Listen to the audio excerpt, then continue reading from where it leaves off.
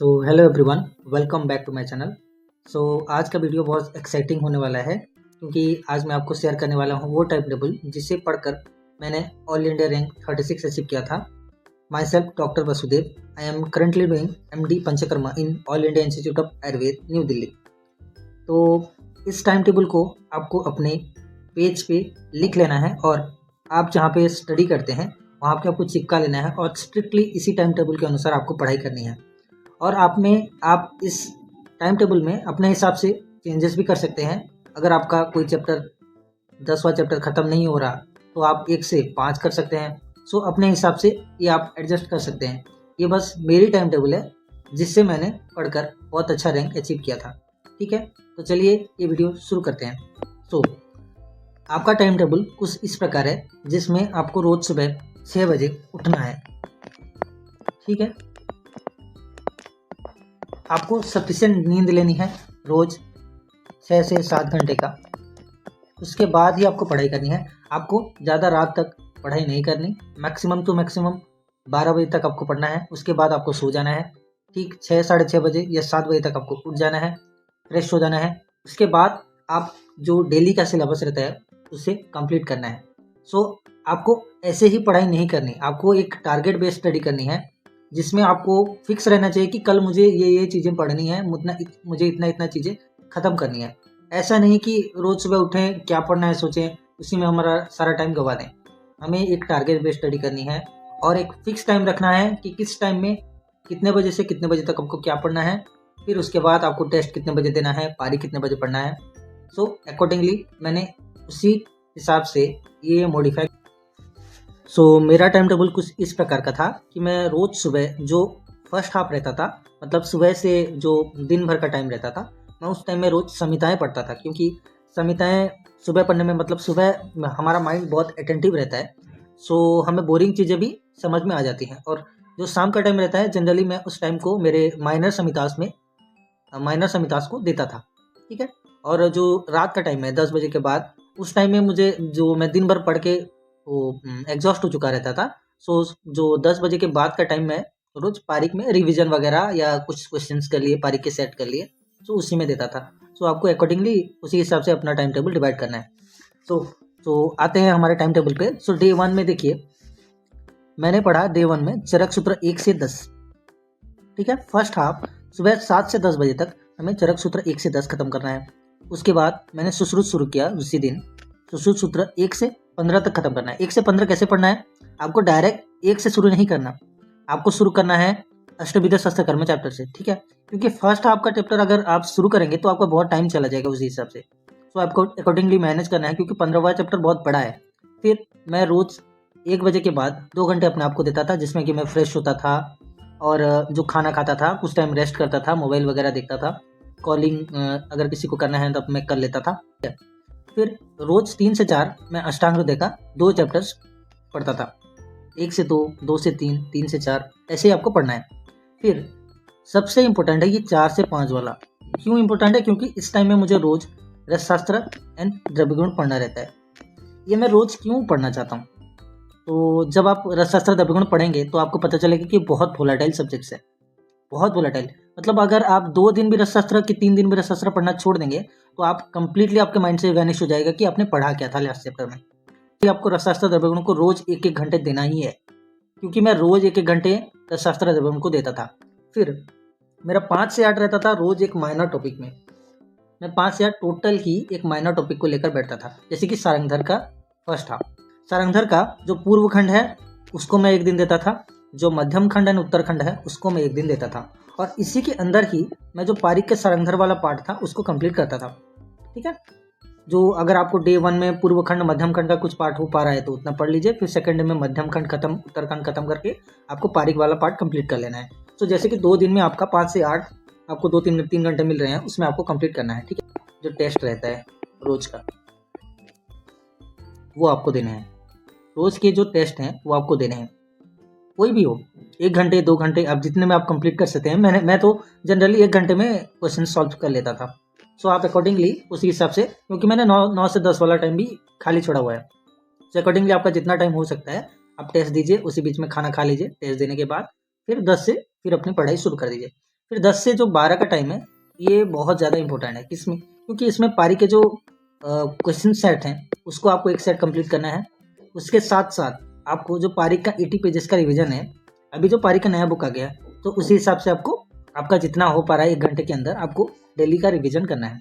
और माइनर जो 10-15 क्वेश्चन हैं, कहीं कहीं से मिल गया, टेलीग्राम से मिल गया, कहीं मिल गया, तो आपको वो कंप्लीट करने हैं। कोई लेक्चर देखना है तो आप देख सकते हैं। सो 10 के 12 का टाइम आपको रिजर्व रखा गया है। फिर हम आ जाते हैं दूसरे दिन में। दूसरे दिन में हम आपको क्या करना है, अपने पहले दिन में 1 से 10 पढ़ा था, दूसरे दिन में 11 से 20 पढ़ना है। 15 से 1 से 15 पढ़ा था, फिर 16 से 30 पढ़ना है। अष्टांग का 1 से 2, फिर 3 से 4 पढ़ना है। डीवी का सेकेंड दिन आ गया, तो इस हिसाब से आपको मैनेज करना है। सरंदर आपको 2 दिन में खत्म करनी है। कैसे खत्म करनी है मैंने बताया। फिर आपको दूसरा टेस्ट देना है। आप कहीं से भी टेस्ट दे सकते हैं, किसी भी ऐप से आपको टेस्ट दे सकते हैं, उसकी कोई टेंशन नहीं है। आप कहाँ से टेस्ट देंगे, क्या देंगे, आपने जो कोई भी कोचिंग ज्वाइन कर लिया है वहाँ का टेस्ट दे सकते हैं, क्लास कर सकते हैं। फिर डे 3 में देखिए 20 से 30 पढ़ना है। इस 20 से 30 में दिक्कत क्या आती है, इसमें जो 27 चैप्टर है वो बहुत बड़ा है, 26 चैप्टर है वो बहुत बड़ा है, फिर अग्रय दबरे आते हैं वो बहुत बड़ा है। सो अकॉर्डिंगली आपको जो 11 से 20 है इसमें अगर हो पा रहा है तो 2-3 चैप्टर एक्स्ट्रा पढ़ लीजिए, तो डे 3 में आपको दिक्कत नहीं आएगी। मतलब 11 से आप 23-24वां चैप्टर तक पढ़ सकते हैं, तो उतना पढ़ सकते हैं तो पढ़ लीजिए। फिर डे 3 में आपका चरक सूत्र कंप्लीट हो जाएगा। तो 3 दिन में आपका क्या हुआ, चरक सूत्र टोटल कंप्लीट हो गया 3 दिन में। फिर सुश्रुत का देखिए, सुश्रुत का 31 से 44 ही हो पाएगा, क्योंकि 45-46 बहुत बड़ा चैप्टर है। तो अगर आप चाहते हैं तो इसे छोड़ सकते हैं या इसी के साथ आप कंटिन्यू कर सकते हैं। तो 4 दिन में आपका सुश्रुत सूत्र खत्म हो जाएगा। ठीक है। फिर अष्टांग का जैसे हम 2-2 चैप्टर पढ़ते थे वैसे 2-2 चैप्टर 5 से 6 पढ़ लेना है। फिर उसी हिसाब से रसशास्त्र का दूसरा दिन आ गया आपका। दूसरा दिन में आपको जो पहले पोर्शन में परिभाषा पकड़ना है, दूसरे पोर्शन में पारत पढ़ना है, ऐसे आप कंप्लीट कीजिए। ठीक। फिर भाव प्रकाश का शुरू करना है आपको। जो भाव प्रकाश है इसमें आपका द्रव्य गुण पार्ट भी इंक्लूड होता है। तो अगर 2 दिन के अंदर आप खत्म कर सकते हैं तो बहुत वेल एंड गुड। अगर नहीं खत्म कर पा रहे हैं तो ओनली भाव प्रकाश का पोर्शन विद जो सिनोनिम वगैरह है वो खत्म कर दीजिए, या लैटिन नेम वगैरह वो खत्म कर दीजिए। तो आपको अकॉर्डिंगली डीवी एंड भाव प्रकाश में आपको मैनेज करना है, किसमें आपको क्या पढ़ना है वो आपको डिवाइड करना है। ठीक है। फिर आपने 8 से 9 किसी का क्लास लिया या कोई टेस्ट दिया। फिर डे 4 में आ जाते हैं। डे 4 में आपको क्या पढ़ना है, चरक निदान पढ़ना है। डे 4 में चरक निदान को हार्डली आपको 2 घंटे या 3 घंटे मैक्सिमम में लगेंगे। ठीक है। सो जितना एक्स्ट्रा टाइम बच रहा है आपको नेक्स्ट दिन का पढ़ लेना है, चरक विमान वगैरह। ठीक है। आपको टाइम वेस्ट नहीं करना कि निदान मेरा 2 घंटे में हो गया फिर मैं रेस्ट कर सकता हूँ 2 घंटे। आपको ऐसा नहीं करना, आपको नेक्स्ट डे का भी पढ़ लेना है कुछ ना कुछ। ठीक है। फिर सुश्रुत का 45-46 चैप्टर बहुत बड़ा है कि आपको 45-46 एक दिन में हो रहा है या नहीं हो रहा है, या ज़्यादा टाइम लग रहा है। अगर ज़्यादा टाइम लग रहा है तो आपको नेक्स्ट दिन उसे कंप्लीट करना है, या जो वैकेंट टाइम मिल रहा है उसमें आपको इसे कंप्लीट करना है। फिर आपको 7 से 8वां चैप्टर अष्टांग का पढ़ लेना है। फिर डीबी का दूसरा पोर्शन पढ़ना है। फिर भाव प्रकाश को आपको 2 दिन में कंप्लीट करना है। सो सारंगधर का 2 दिन में कंप्लीट हुआ, ऐसे ही भाव प्रकाश का आपको 2 दिन में कंप्लीट करना है। ठीक है। फिर आपको देखिए 8 से 9 आपका रिजर्व है, जिसमें आप टेस्ट दीजिए या क्लास कीजिए। फिर 9 से 10 आपको खाना खाना है। 10 के बाद आपको पारिक का क्वेश्चन सेट है और पारिक का रिविजन करना है 80 पेजेस का। फिर डे 5 में हम आ जाते हैं चरक विमान में। चरक विमान 1 से 4। फिर सुश्रुत निदान शुरू करना है आपको डे 5 में। निदान का कितना चैप्टर, 1 से 8वां चैप्टर आपको खत्म करना है, क्योंकि पहला चैप्टर निदान का बहुत बड़ा है। 1 से 5 भी हो सकता है, 1 से 6 भी हो सकता है, 1 से 7 भी हो सकता है। तो आपको डिवाइड करना है जैसे कि आपका 2 दिन में सुश्रुत निदान खत्म हो जाए। ठीक है। फिर अष्टांग का 9 से 10 पढ़ना है। फिर रसशास्त्र का डे 3 है। फिर तीसरे दिन आपको माधव निदान पढ़नी है। ठीक है। फिर डे 6 में आ जाते हैं। डे 6 में चरक विमान का 5 से 8वां चैप्टर पढ़ना है आपको। ये जो 8वां चैप्टर है ये बहुत ज़्यादा बड़ा है, बहुत ज़्यादा बड़ा है। सो मे भी ऐसा हो सकता है कि आपका 5 से 6 खत्म हो, 5 से 7 खत्म हो, और जो 8वां चैप्टर है वो आपको 2 दिन भी लग सकता है, क्योंकि मेरा लगा था। सो आपको उसी हिसाब से, ऐसा नहीं है कि आपको छोड़ देना है, जो आपका रह जा रहा है उसको आपको बैकअप जो डे 16 में उसमें पढ़ना है आपको, मैं बताऊँगा। ठीक है। फिर सुश्रुत निदान का जो 9 से 16वां चैप्टर है ये आपको पढ़ना है। ये सुश्रुत निदान बहुत ज़्यादा इंपॉर्टेंट है क्योंकि इससे डायरेक्ट क्वेश्चंस बनते हैं। फिर 11 से 12 अष्टांग का पढ़ना है। डीवी का तीसरा दिन है ये। फिर उसी में आपको मॉडर्न का एनाटॉमी पढ़ना है। अगर एक दिन में ख़त्म नहीं हो रहा तो इसको 2 दिन करना है। फिर डे 7 में हम आ जाते हैं चरक शारीर 1 से 4, सुश्रुत शारीर 1 से 5। फिर 13 से 14 अष्टांग का चैप्टर पढ़ना है। फिर रसशास्त्र का डे 4 है। फिर इसमें आपको फिजियोलॉजी पढ़ लेना है इसी दिन। आपको 3-3 घंटे मिल रहे हैं एनाटॉमी पढ़ने के लिए, फिजियोलॉजी पढ़ने के लिए। सो आपको अगर हो पा रहा है तो पढ़िए, और नहीं हो पा रहा है तो नेक्स्ट डे कर उसको आपको एक्सटेंड करना है, ठीक है। फिर डे 8 में आपको चरक शरीर का 5 से 8वां चैप्टर पढ़ना है। सुश्रुत शरीर का 6 से 10वां चैप्टर पढ़ना है। सो आपको सुश्रुत शरीर 1 से 5 और 6 से 10 आपको 2 दिन में खत्म करने हैं। चरक शरीर आपको 2 दिन में खत्म करने हैं। तो शरीर मैंने इसलिए एक साथ रखा है क्योंकि इनमें बहुत बहुत सामंजस्य है, और अगर आप एक साथ पढ़ते हैं तो इनमें आपको बहुत सारे कॉमन पॉइंट्स भी मिलेंगे, और आपको इसी हिसाब से चरक में सुश्रुत का लिख लेना है, सुश्रुत में चरक का लिख लेना है। फिर अष्टांग आपका साथ में चल रहा है, डीवी का डे 4 है। अगले दिन हमको उसी दिन शाम को आपको पाथो खत्म करनी है, जो मॉडर्न पोर्शन है पैथोलॉजी का वो आपको खत्म करनी है। ऐसा नहीं है कि आपको 4-5 नोट से पैथोलॉजी पढ़नी है, फिजियोलॉजी 4-5 नोट से पढ़नी है। आपको एक ही नोट से पढ़नी है, कहीं पे भी हो, कोई भी हो, एक ही नोट पढ़ना है। अगर पारीख से पढ़ रहे हैं तो पारीख का पढ़िए, किसी सर के नोट से पढ़ रहे हैं तो किसी सर के नोट में पढ़िए, लेकिन आपको 2-3 जगह से पढ़ना है पहले, फिर उसके बाद जो एक्स्ट्रा पॉइंट्स है उसको आपको एक ही नोट्स में लिख लेना है, ठीक है। फिर डे 9 में चरक चिकित्सा हम शुरू करते हैं। तो आप सोच रहे होंगे चरक चिकित्सा 3 से क्यों शुरू किया मैंने? 3 से मैंने इसीलिए शुरू किया क्योंकि जो रसायन एंड बाजीकरण का वाला चैप्टर है, अगर आप उसे पढ़ने लगेंगे तो आपको एक दिन ऐसे ही चला जाएगा, क्योंकि उसमें 8 चैप्टर्स हैं। तो मैंने वो दोनों चैप्टर स्किप किया, सीधा ज्वर से स्टार्ट किया 10वां चैप्टर तक। फिर सुश्रुत चिकित्सा 1 से 15 पढ़ लेना है, ठीक है। ये जो पहला 15वां चैप्टर है सुश्रुत का चिकित्सा का, वो बहुत इंपॉर्टेंट है। उसके बाद का चैप्टर में भी लेस इंपॉर्टेंट हो सकता है, लेकिन पहले 15 चैप्टर से क्वेश्चंस बनते हैं, क्योंकि लास्ट ईयर हमारे एपीएचडी में बहुत सारे क्वेश्चन आए थे, ठीक है। फिर 17-18वां चैप्टर खत्म हो गया। रसशास्त्र का डे 5 है। आपको मॉडर्न का गायनिक पढ़ना है, ठीक है, शाम के टाइम पे। फिर आप आ जाते हैं डे 10 में। डे 10 में चरक चिकित्सा का 10 से 17वां चैप्टर खत्म होगा आपका, क्योंकि जो चरक चिकित्सा वाला पोर्शन है ना, ये बहुत बड़ा बड़ा चैप्टर्स है, और चिकित्सा से ही मैक्सिमम क्वेश्चंस बनते हैं चरक से। सो अगर आप हर साल वाइज, मतलब ईयर वाइज आप देखेंगे किससे कितना क्वेश्चंस आते हैं, तो सबसे ज़्यादा क्वेश्चंस चरक चिकित्सा से आते हैं, इसीलिए मैंने मेनली चरक को ज़्यादा फोकस में रखा है, ठीक है। सो 10 से 17वां चैप्टर आपको खत्म होना है। फिर सुश्रुत चिकित्सा का 16 से 30वां चैप्टर, अष्टांग का 19 से 20, द्रव्य गुण का 5वां दिन है। यहाँ पर आपको पढ़ना है काश्यप का, काश्यप शुरू करना है आपको, क्योंकि काश्यप से ही आप अगर देखेंगे ईयर वाइज वो 4 से 5 क्वेश्चन तो बनते ही हैं काश्यप से। तो आपको काश्यप और कुमार वित्त का पोर्शन पढ़ना है, ठीक है। फिर डे 11 में आ जाते हैं। चरक चिकित्सा का 18वां से 25वां चैप्टर आपको पढ़ना है। अगर ज़्यादा पढ़ पा रहे हैं तो वेल एंड गुड, अगर नहीं पढ़ पा रहे हैं तो 18 से 25 तक आपको पढ़ना है। उसके साथ साथ आपको जो चरक का स्टार्टिंग का रसायन बाजीकरण चैप्टर है उसको भी आपको इसी में इंक्लूड कर लेना है, 4 दिनों में। अगर आपका इसी दिन में टाइम बच रहा है तो आपको इसमें कंप्लीट कर लेना है इन 4 दिनों में। फिर सुश्रुत चिकित्सा का 31 से 40 वाला चैप्टर, पंचकर्म का चैप्टर आपको पढ़ लेना है। फिर अष्टांग का 21 से 22 पढ़ना है। रसशास्त्र का 6वां दिन है। काश्यप का दूसरा पोर्शन पढ़ लेना है। इसी के साथ आपका जो पीडिया वाला पोर्शन है उसको भी आपको इसमें इंक्लूड कर लेना है, ठीक है। ओके। फिर डे 12 में हम आ जाते हैं। चरक चिकित्सा का 26 to 30 चैप्टर पढ़ना है, क्योंकि इसमें वात व्याधि है, स्त्री रोग से बेस्ड है, वो भी बहुत बड़ा है। फिर सुश्रुत का उत्तर तंत्र पढ़ना है आपको। आपका चिकित्सा खत्म हुआ, फिर आप आ जाते हैं उत्तर तंत्र में। उत्तर तंत्र में जो नेत्र रोग है और ईएनटी वाला पोर्शन है आयुर्वेदिक का, वो आपको खत्म करना है, क्योंकि इससे भी हर साल 3 से 4 क्वेश्चंस बनते हैं, ठीक है।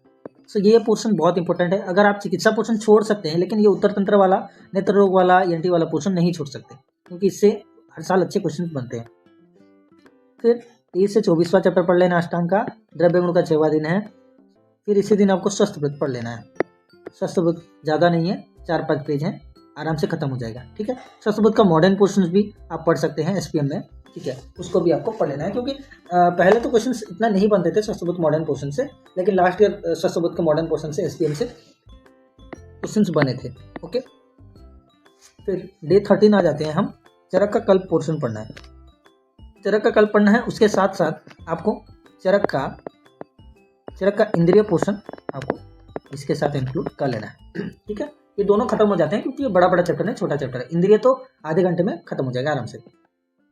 फिर सुश्रुत उत्तर तंत्र का काय चिकित्सा वाला पार्ट आपको खत्म करना है।